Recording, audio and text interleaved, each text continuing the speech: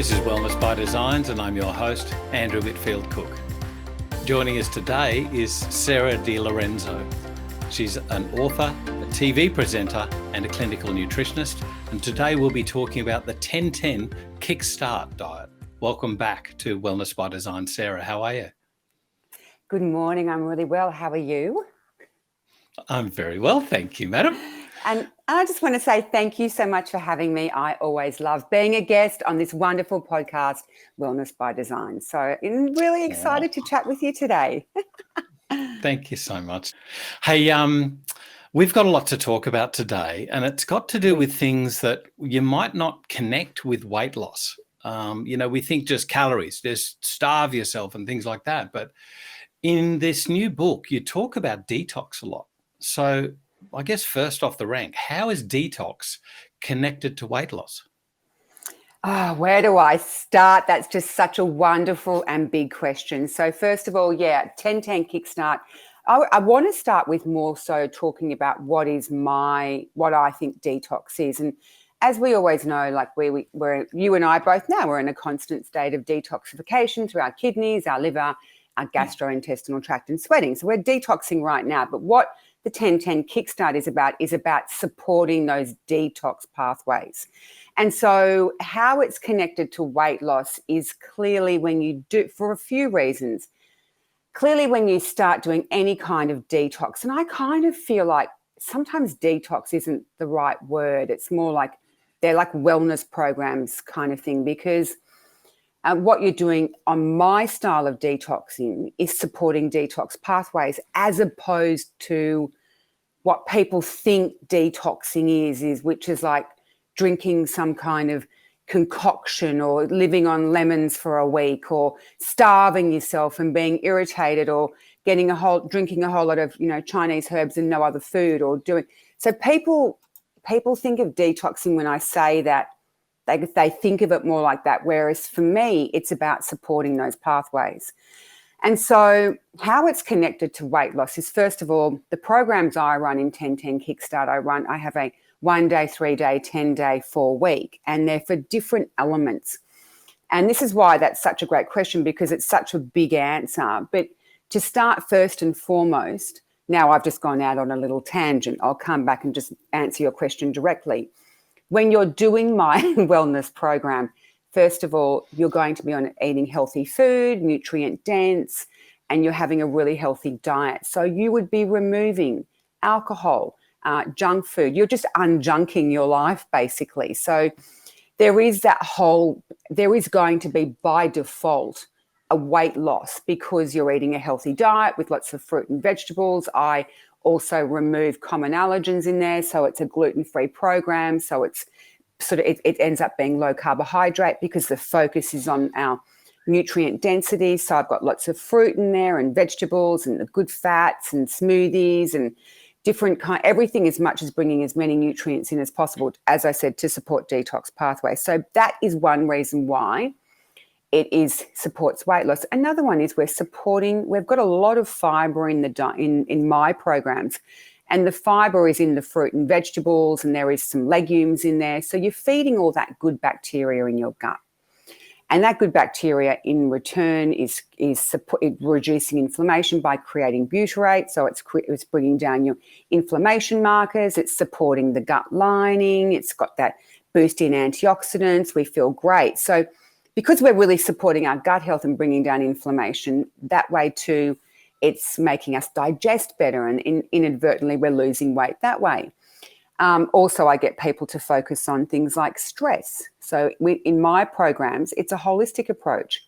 Stress and weight loss. Stress is a big one. It links to cortisol. Cortisol, of course, will link to ghrelin. It's a cycle. Sleep is another one I address. Lack of sleep is linked to weight gain. And in my programs, I focus on that lifestyle element of bringing sleep in there too. And when you sleep well, compliance is better. When your compliance is better, you stick to the program. And in turn, we know that lack of sleep is linked to weight gain. That's just showing that people who will sleep 5 to 6 hours a night will lose muscle. People who sleep 7 to 8 hours a night have more lean when they are doing a calorie restriction. they actually are more inclined to lose body fat. So as I said, like there's a few parts to that, answers to that question, that why these detox programs of mine are linked to weight loss. But in general, just simply, you're just taking a lot of fast food, processed foods, refined foods, takeaways. You're eating on the fly, not eating properly, not eating all day because you're in meetings and then pigging out at night, which I see a lot of people doing. Too many liquid calories, coffees, soft drinks, artificial sweeteners that we know are linked to weight gain, people just grabbing Cokes and sugar hits throughout the day at the office, and people putting artificial sweeteners in beverages, or all that kind of stuff. So all of that stuff is those things that people, bad habits, they're removed because you have to focus on the forefront of what you're doing is a detox or a wellness plan, which means food prep, which means regular meals, and therefore weight loss. Okay, so I've given you a big, huge answer. Sorry, Andrew, but there is a lot to it. I've got 20 questions. Okay. So one thing that you said early on was that we're detoxing all the time. And, I've got to sort of take up the naysayers of natural medicine here. And, like I've seen time and time again, these people trying to dismantle naturopathic medicine as, hogwash and things like that we're doing detox all the time. Having said that, I will always remember this greengrocer next door to where I used to work. This is many years ago. And he was one of the naysayers, and he didn't believe me that you can influence liver detoxification by certain supplements. And so on my days off, he apparently came in and he bought a quote unquote fat metabolizer, which I think are poorly named supplements, might I add. But anyway, but he bought one of these things which had choline, inositol, and a couple of herbs, St. Mary's thistle, Chelidonium, Kyananthus, blah, blah, blah. And he, without my knowledge, took way above the recommended dosage. So instead of like 2 tablets to 4 tablets a day, he took 10 at once. And he almost immediately broke out in this massive acneic rash, just incredible, comedones everywhere. And he came in when I came back to work, and I went, "What did you do?" So there was this whole realization, this stuff changes things. And I think there's 2 things there. One, you don't tell me it doesn't work. It does. 2, it needs to be under the care of somebody who responsibly knows what they're doing. Don't do it without supervision. Oh, absolutely, 100%. That's such an interesting story, though, that he took 10. What was the whole idea of taking 10? He simply didn't believe that it would do anything. Did he just want? Yeah, isn't that fascinating? I always say to people I just say to people, like, sometimes, historically, I would probably be a little bit more, I would debate more, I'd be more argumentative, or I'd be trying to get my point across. And now, because I know it works, and because as a clinician who's been running these programs for 20 years, and I see it works, like a lot of people who will come in and do a one-on-one detox with me, where we do supplements as well as the wellness, as well as food and exercise and lifestyle. I always say to them, okay, great, let's go and let's start this on, the 1st of March or whatever. Can you please go and get all your bloods done? And then let's really look at your liver. I want to really focus on full liver studies. I want to get all that done. Then we'll do our 4 weeks. And then I'll say, now, could you please go back to your GP, go and get another pathology form? Let's have a look at your liver. You'll see that the bilirubin's down. You'll see I've even had pathology places contact me and say, what have you done with that person? What have you done? And I've just done it. I have done a holistic detox with supplements, with diet, with lifestyle, with everything. And they absolutely work. And I just think it just comes down to my response to people like that is, when people are like that, I just go, well, I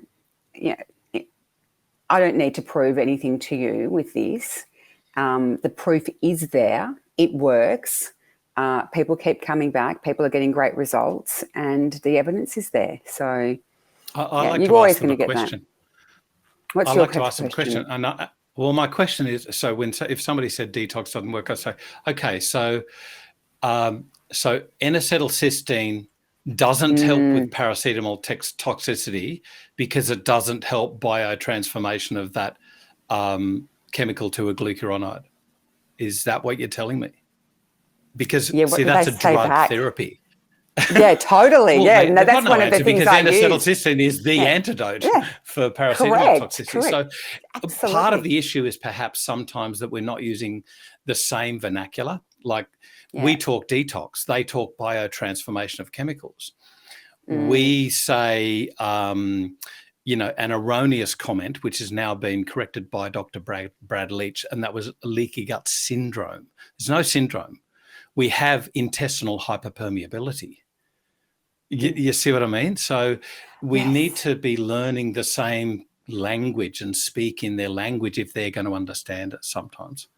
But anyway, we're getting off track, and that's me getting off track, not you, Sarah. So I always say to you, keep me on track, because I do love to chat and I do go out on tangents and anyway. Well, I'll warn our listeners that Sarah and I had a brief, I say the word brief in vernaculars, but we had a brief prep chat a few weeks ago, and the prep chat is longer than the podcast. But anyway, But we were trying to work out what was important and what we needed to get across in our chat. And then we just couldn't. It was exciting because we have to share so much amazing. And we chatted, and we love the industry, and we love what we do. We love sharing this information, and we want to get the right stuff across.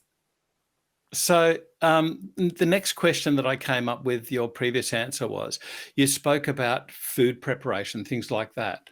For people, let's say travelers, people are now traveling overseas more after COVID. You've certainly got people who, as an industry, as their job, they travel. So salespeople, for instance, they travel, and these are typically the people that eat poorly. They eat restaurant food day in, day out.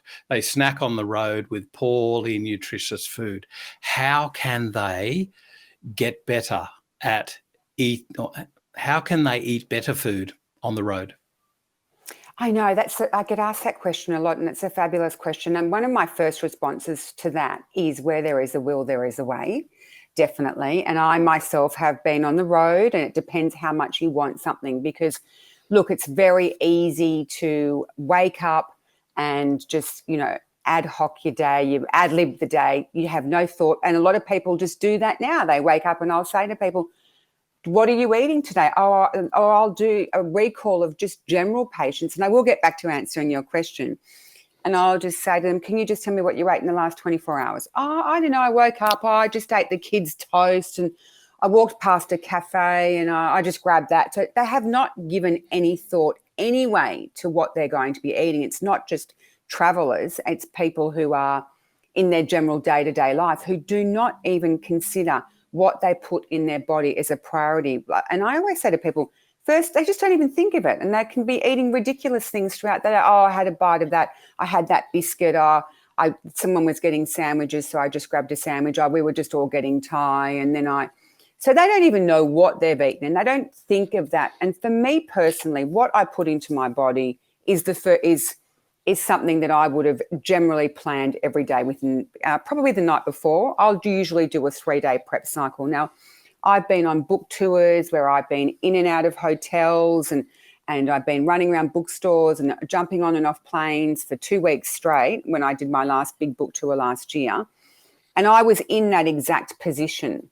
So I'm someone who, as a priority, will always put my health first and what I eat. I'm not going to just eat something. And I don't ever want to get to the point where I'm starving and I'm then left with a poor food choice. And I think that there's always a solution. So first of all, the key to success is prep, first and foremost. And for me, I would, whenever I travel, I'll look for local markets. I'll look for, if I'm getting off somewhere, at the airport, there's always nuts, there's always fruit, there's always protein bars. If you want to, there's always a solution somewhere. There's always a bakery, not a bakery, a cafe where you can, where they make sandwiches, and you can just ask something, would it be okay if X, Y, Z?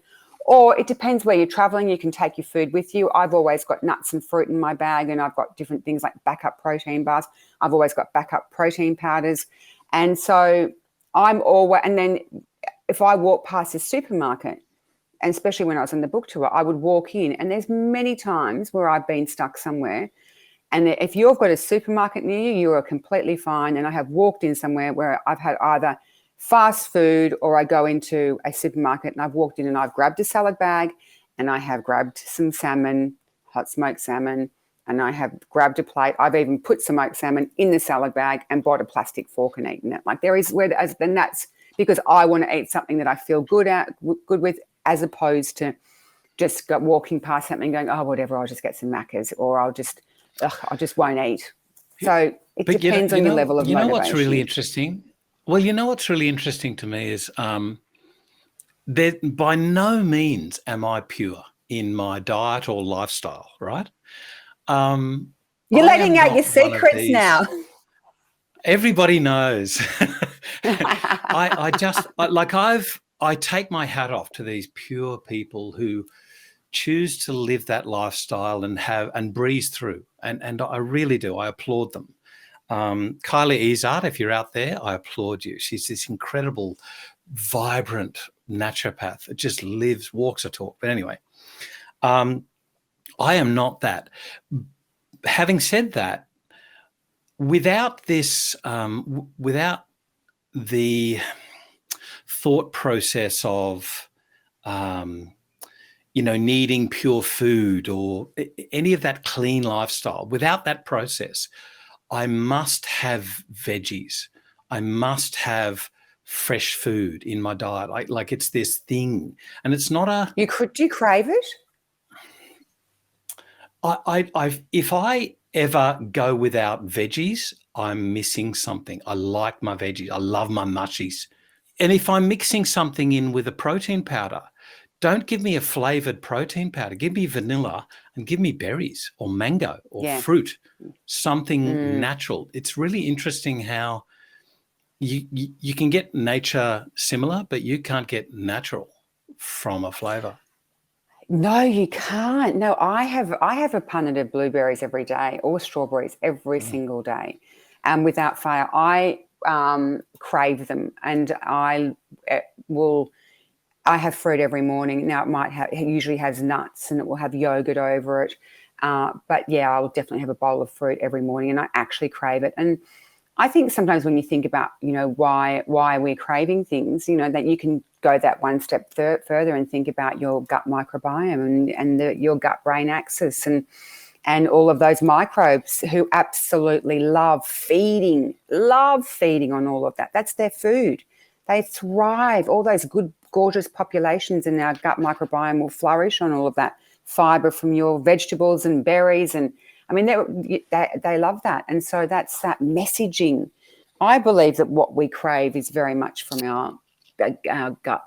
Our gut dictates that. Yeah, and I think you've really harped on something there, and that is that we know that you can change your microbiota within days, at least, days. Yes. Of eating a vegetable-based diet or a plant-based diet. So are those people that crave fatty foods and fast foods, has their gut microbiota changed to a certain profile, and can that be changed reasonably quickly to a different profile with plant-based foods, such that, here is the next question, how long does it take before you really start to get rid of those cravings for the fatty foods? Okay, there's a lot of habit in there. There's a lot of psychology. Okay, so I think that people who crave fast and fatty foods, first and foremost, I think that is, yes, it's a way of life. It's a taste thing. I think they fancy the taste.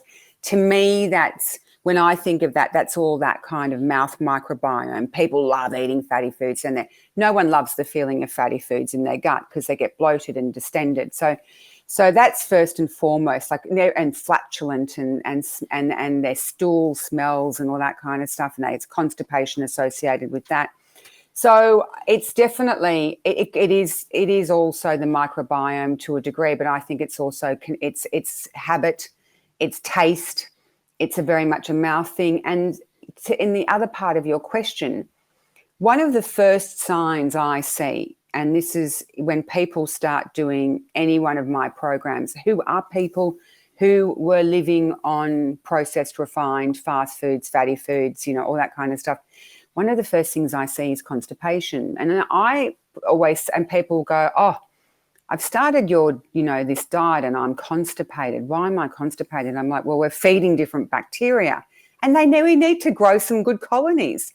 Right now, we haven't got the colonies there who are going to, we haven't got all that wonderful lactobacillus in there, those big colonies of that and the bifidobacterium that we want, because you haven't been feeding them all the prebiotics that they love, all the bananas, asparagus, onions, garlic, leek, all that wonderful prebiotic food isn't a part of that person's diet.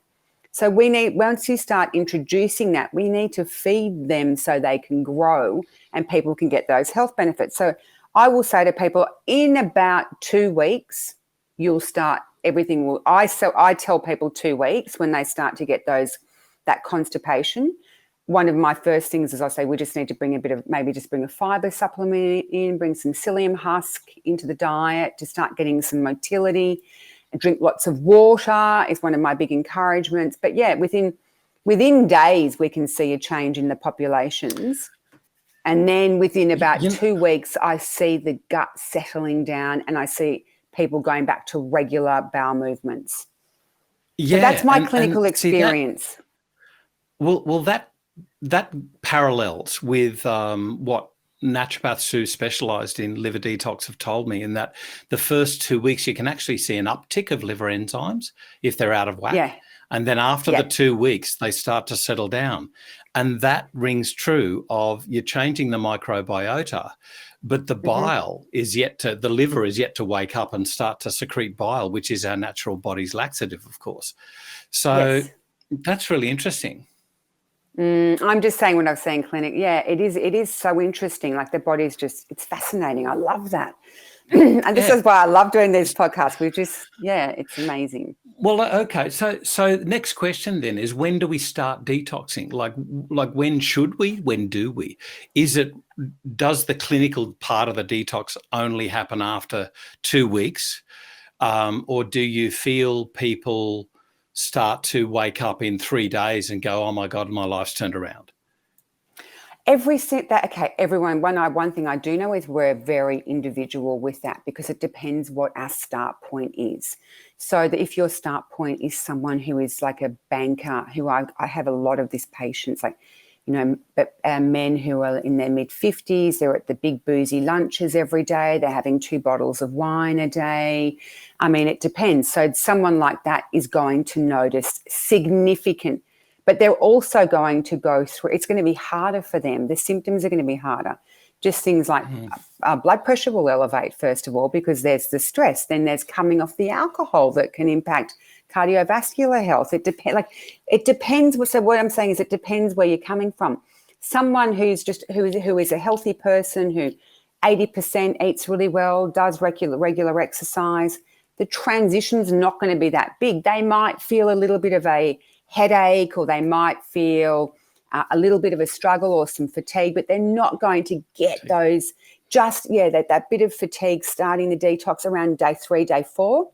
But I always say to them, by day 1 and day 2 are really quite easy, because they're just the adjustments.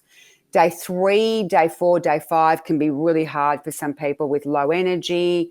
That's when things are really starting to reconfigure.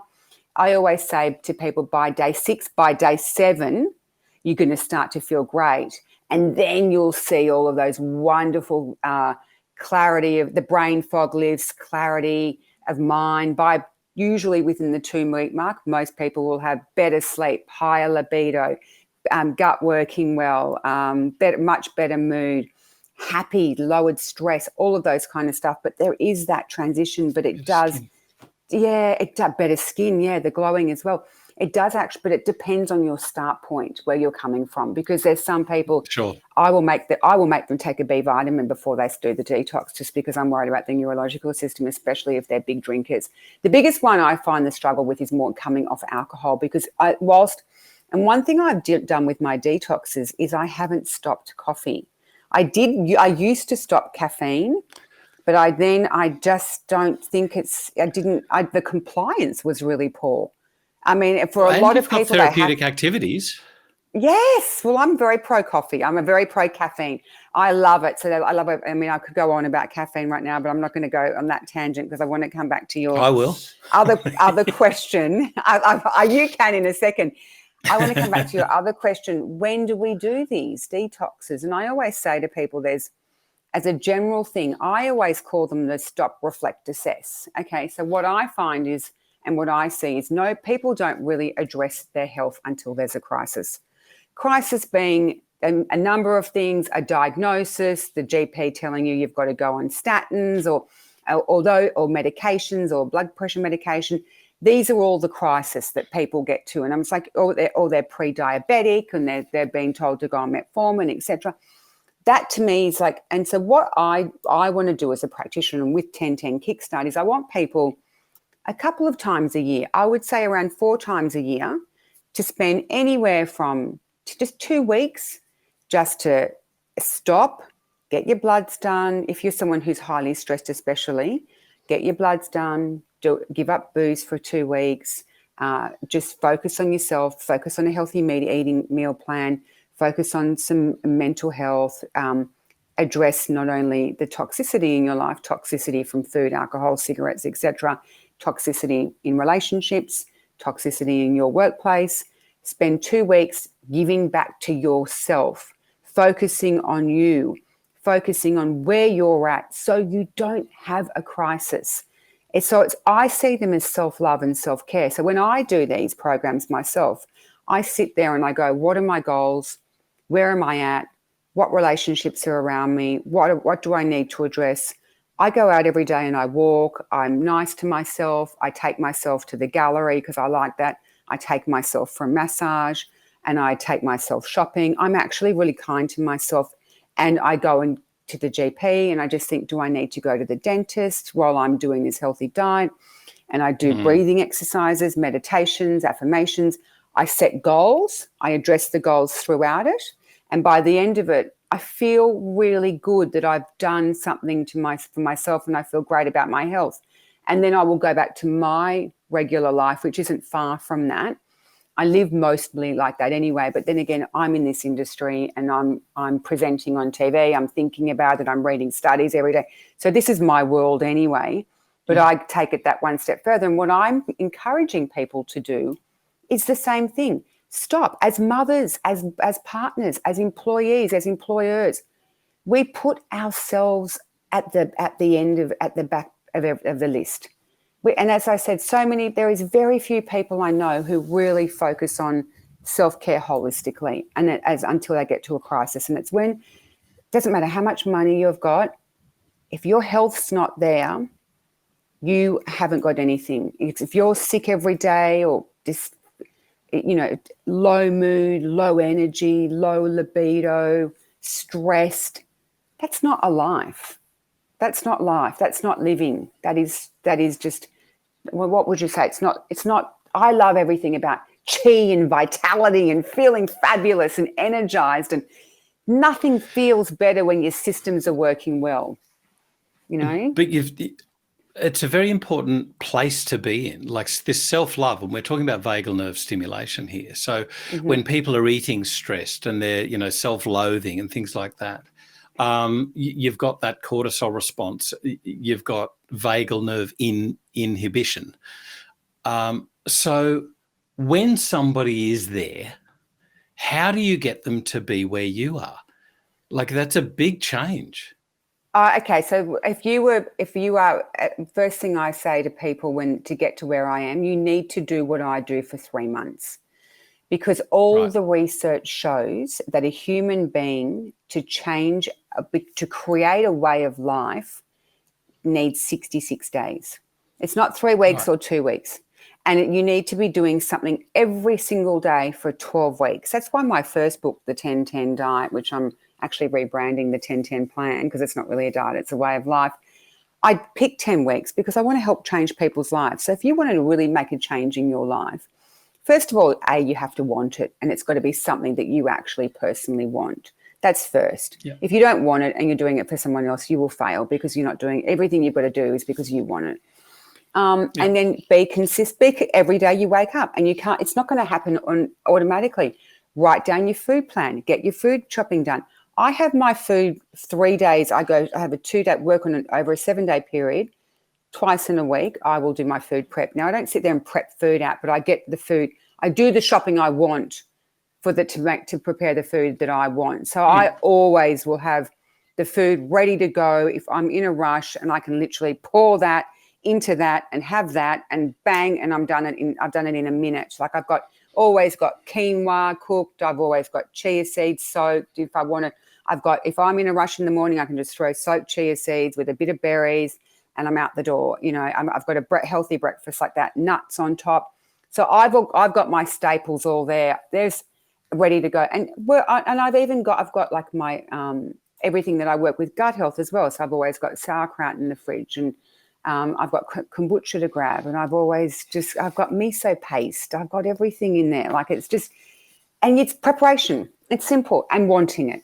It's basic. It says, and being consistent. Yeah, it will come really naturally. It comes naturally. Yeah, but the gravitation too, as in I want to move towards something rather than I have to go away from that, to leave something that I love behind, rather than that mental picture to gravitate something towards which you want to be. So it's more of a pull rather than a push, if you like. I want to add something. It's a really to that, interesting though. flip. Yeah, it is. I just want to add to that once a week. So I love fine dining. I love it. I love beautiful wine. I really enjoy that. I still would I would still eat out and at somewhere nice, whenever I wanted to, and I would enjoy, if I'm going to go out and enjoy food and I'll have a glass of wine or two with it. I have no problem with that, because that's about balance and having a healthy balance too. So it's not, I don't live all one way. Like if we were to go out for dinner, I would definitely be looking at the wine list and sharing a bottle of wine, and I would definitely taste some dessert. I would definitely do that, because to me, now I'm not going to go out and order a pizza and a big carbonara and eat garlic bread and that kind of stuff. I would probably do more just food that's beautiful. For me, it would be about beautiful produce. But I don't know. However, whenever I would do that, that might be twice in 1 week. It might not be for 2 months. It's not a regular thing. But I'm not. I still eat out and enjoy. So reward. But it's reward rather than punishment. I guess that's where I was sort of going. That's sort of pulling towards something that you want to do rather than being hounded with a stick from behind, I think it's a really important mindset. And, even if you think about the mind chemicals, the cortisol and whatever else, vagal nerve stimulation, that's got to do with this reward sort of thing, dopamine, for instance. But let's move on, because we'll talk another hour. So you spoke earlier about, people can go through these, transient sort of feelings of unease or dis-ease, the heaviness in the liver, the headaches, the rattiness, things like that. Do you give people a certain amount of time, and do you give them warning to say, listen, this could happen, because we know what you've been doing, 2 bottles of wine at lunch for, 30 years or whatever, is you don't clear that without payment. You know what I mean? Yes. Do you have a set sort of honestly, repertoire that you tell people? Absolutely. Like people come in when they want to do this, or people would buy the book. And I write about it. Like this is hard. Like I will tell people this is big changes. It's withdrawal as well for many people. I mean, withdrawal from sugar. It's the cravings, and it's the headaches, and I say to people, just take them. So my advice is, it's hard. Get through the first 2 weeks of anything in your home and hosed. Take it day by day. Take it hour by hour. There's always herbal teas you can have, and there's water, and you can have lemon and water, and I always say to people, it is challenging, but the rewards are tenfold when you have actually accomplished a complete dietary overhaul, and you're feeling just like you and I spoke about before about berries and vegetables. You feel the wonders of those foods in your system. You feel alive. You feel rejuvenated, regenerated. You feel healthy and energized and fresh, and the lifting of brain fog and the bowels working well, and the clarity. And so I just say to people, just get through it. And once you're through it, you'll be fine. And so, no, I pre-warn them, absolutely. Because they would drop off. Really, if I didn't pre-warn them, they'd drop off. The compliance would be really poor. I think it's really interesting, though, about, culture and where we've come from in the past, mum and dad, and all of that sort of thing, what you grew up learning. Thankfully, my dad particularly loved his vegetables, and it wasn't a conscious thing that I've taken on. Like, I've had my bad fast food times. As I said, I'm by no means pure, but there's this gravitation to fresh food. It's really interesting to me when I see people that simply don't eat fresh food. Like, it's so alien to me. But I guess this is more and more why they need your book.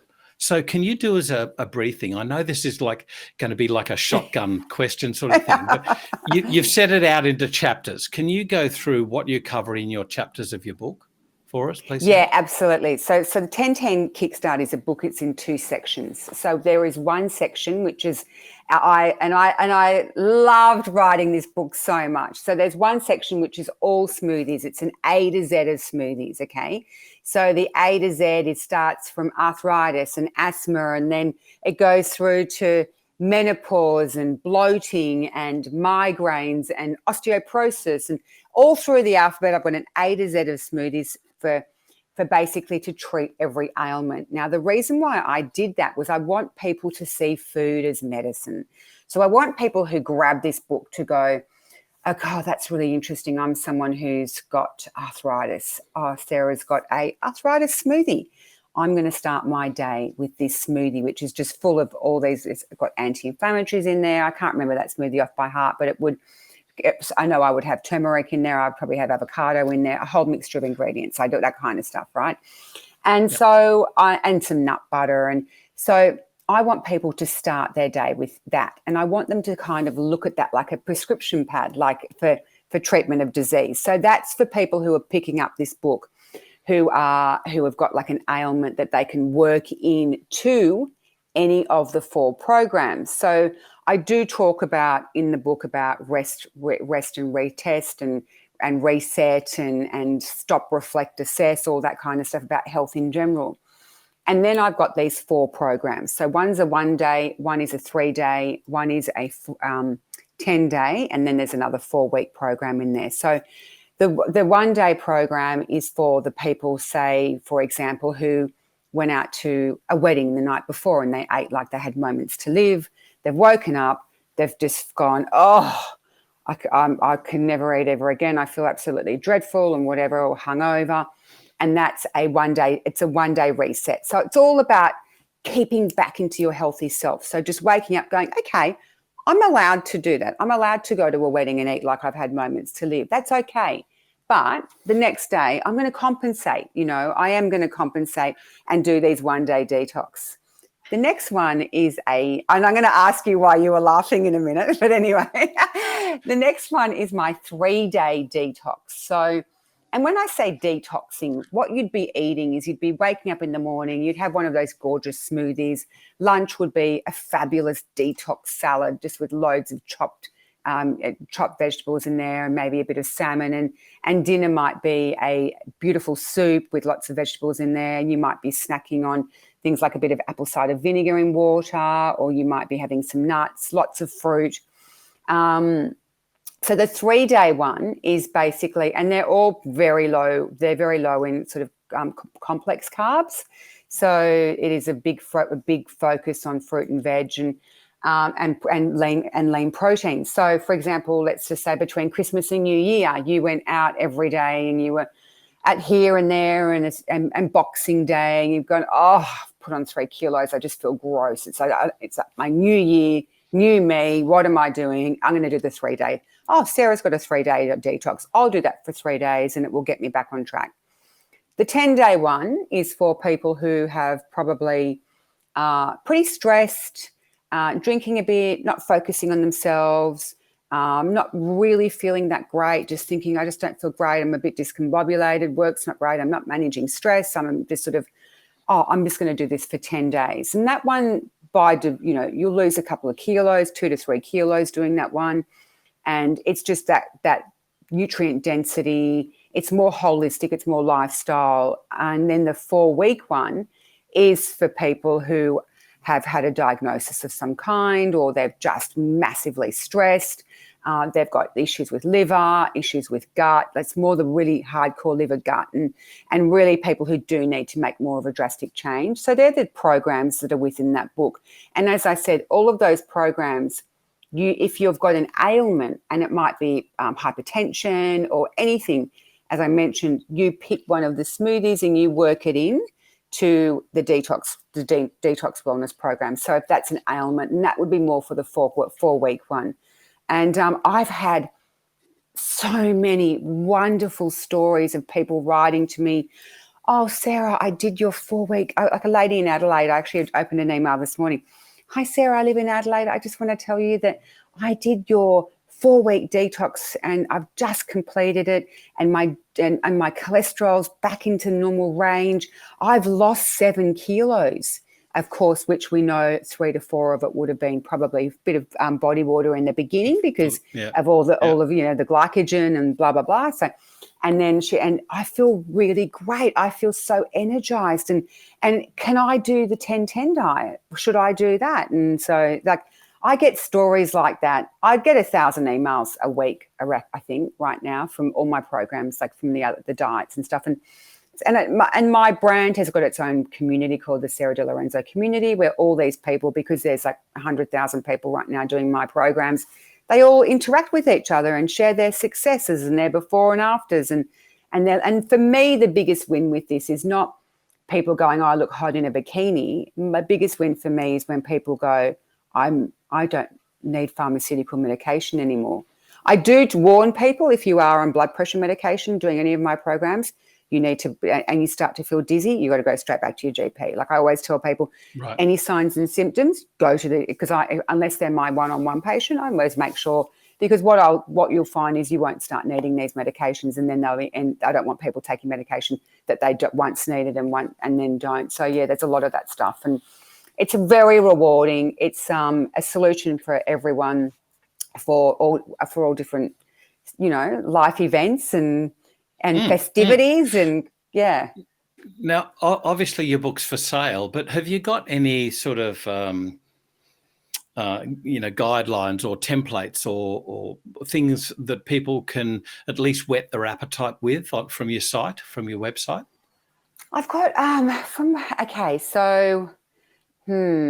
got I do have a YouTube channel which has all of my TV segments on it, which we do some book stuff on there as well. Okay, so great. It's just called, so there's a YouTube channel where people can actually see me, and it's mostly this podcast will go up on my YouTube channel, for example, and every time I'm on TV, it goes to the YouTube channel. Or if I've done other things, so radio, all that kind of stuff, I try and filter as much onto there as possible for people who are interested. So the books are spoken about there. And then obviously my social media platforms I talk about the books. If people want to know real life stories and if they want to feel that if what I do is right for them, they can join my Facebook community and just ask the community. I'm interested in doing but that'll this. Be really good about forgive me, sorry to cut you off. That'll be really good for people to see what you do, what you cover on your TV segments, because it's practical stuff. So it's it's very short, sharp, and I can learn something from that. I can learn something from that. I think that's a great little introduction, and then people can go, okay, now I'm ready to buy the book and embark on the diet. Yes. I need to say, just as a closing remark, what I was laughing at was when you said eat like What is it? Eat like you've got moments to live. And Sarah Di Lorenzo, I hope that we can change people to, if they did have moments to live, they'd be picking up a punnet of blackberries or raspberries rather than lining up in a fast food store. But thank you for joining us on Wellness by Design and giving us, it's always great to chat with you, but I learned little tidbits along the way. It's wonderful. Oh, look, honestly, hand on my heart, thank you so much for having me. And I always enjoy our chats. I know you and I could talk for hours and hours and hours and hours. And I really do hope that anyone is listening, that they feel inspired somehow by our chats to live their best lives. And you're always a lot of fun. And I do love your little anecdotes as well. So thank you so much for having me. My absolute pleasure, Sarah. And thank you, everyone, for joining us today. You can catch up on all the show notes and the other podcasts on the Designs for Health website. I'm Andrew Whitfield Cook. This is Wellness by Designs.